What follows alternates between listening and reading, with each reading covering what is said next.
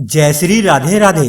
बरसात जोरों से हो रही थी और इस भारी बरसात में एक साधु प्रेम से अपनी मस्ती में राधे राधे करते हुए चले जा रहा था। कुछ दूर चलने के बाद साधु ने एक मिठाई की दुकान को देखा जहां एक कढ़ाई में गर्म दूध उबाला जा रहा था, तो मौसम के हिसाब से दूसरी कढ़ाई में गर्मा गर्म जलेबियां तैयार हो रही थी। साधु कुछ क्षणों के लिए वहां रुक गया। शायद भूख का एहसास हो रहा था या मौसम का असर था। साधु हलवाई की भट्टी को बड़े गौर से देखने लगा। साधु कुछ खाना चाहता था लेकिन जेब ही नहीं थी, तो पैसे भला कहाँ से होते। साधु कुछ पल भट्टी से हाथ सेकने के बाद चला ही जाना चाहता था कि नेक दिल हलवाई से रहा न गया और एक प्याला गरम दूध और कुछ जलेबियां साधु को दे दी। मलंग ने गरम जलेबियां गरम दूध के साथ खाई और फिर हाथों को ऊपर की ओर उठाकर हलवाई के लिए प्रार्थना की और आगे चल दिया। अब साधु का पेट भर चुका था। दुनिया के दुखों से बेपरवाह वो फिर एक नए जोश से बारिश के गंदले पानी के छींटे उड़ाता चला जा रहा था। वह इस बात से बेखबर था कि एक युवा नवविवाहिता जोड़ा भी वर्षा के जल से बचता बचाता उसके पीछे चला आ रहा है। एक बार इस मस्त साधु ने बारिश के गंदले पानी में जोर से लात मारी।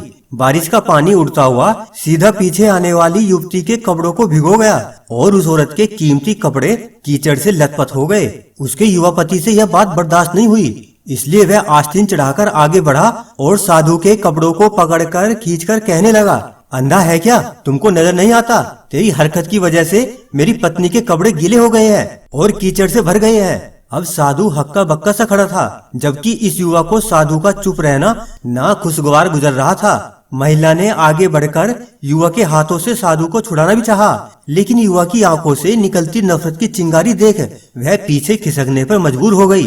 राह चलते राहगीर भी उदासीनता से यह सब दृश्य देख रहे थे, लेकिन युवा के गुस्से को देखकर किसी में इतनी हिम्मत नहीं हुई कि उसे रोक पाते।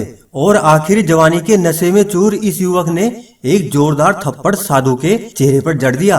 अब बूढ़ा मलंग थप्पड़ की ताप न झेलता हुआ लड़खड़ाता हुआ कीचड़ में जा गिरा। युवक ने जब साधु को नीचे गिरता देखा तो मुस्कुराते हुए वहां से चल दिया।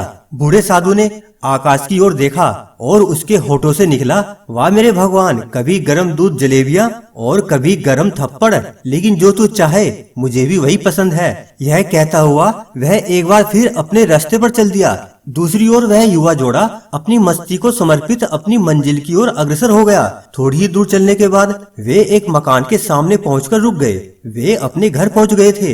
युवा अपनी जेब से चाबी निकालकर अपनी पत्नी से हंसी मजाक करते हुए ऊपर की सीढ़ियां तय कर रहा था। बारिश के कारण सीढ़ियों पर फिसलन हो गई थी। अचानक युवक का पैर फिसल गया और वह सीढ़ियों से नीचे गिरने लगा।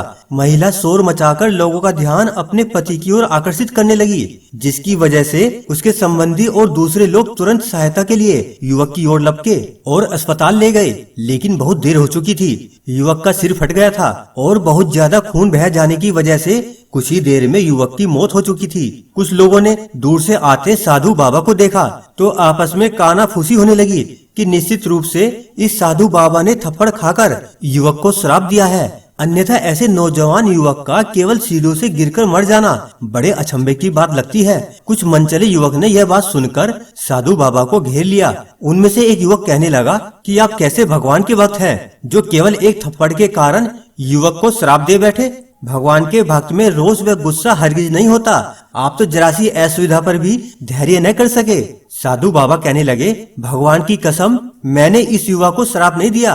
वे सब कहने लगे, अगर आपने श्राप नहीं दिया तो ऐसा नौजवान युवा सीढ़ियों से कैसे गिरा कि उसे इतनी गंभीर चोट आई और वह मर गया।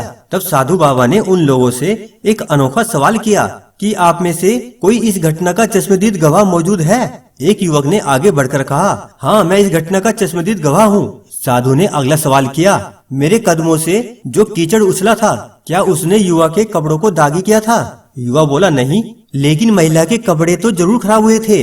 मलंग ने पूछा, फिर युवक ने मुझे क्यों मारा?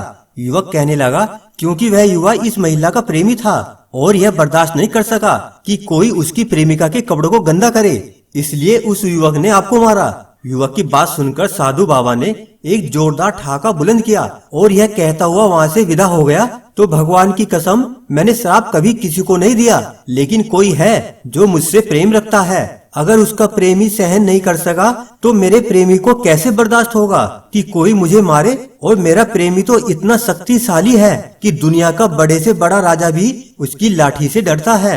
ये तो सच है कि उस परमात्मा की लाठी दिखती नहीं और आवाज भी नहीं करती, लेकिन पड़ती है तो बहुत दर्द देती है। हमारे कर्म ही हमें उसकी लाठी से बचाते हैं। बस कर्म अच्छे होने चाहिए। किसी को भी चोट पहुंचाना खुद चोट खाने की तैयारी करना है। हमें अपने गलत कर्मों से डरना चाहिए, क्योंकि ईश्वर की लाठी में आवाज नहीं होती। जय श्री राधे राधे।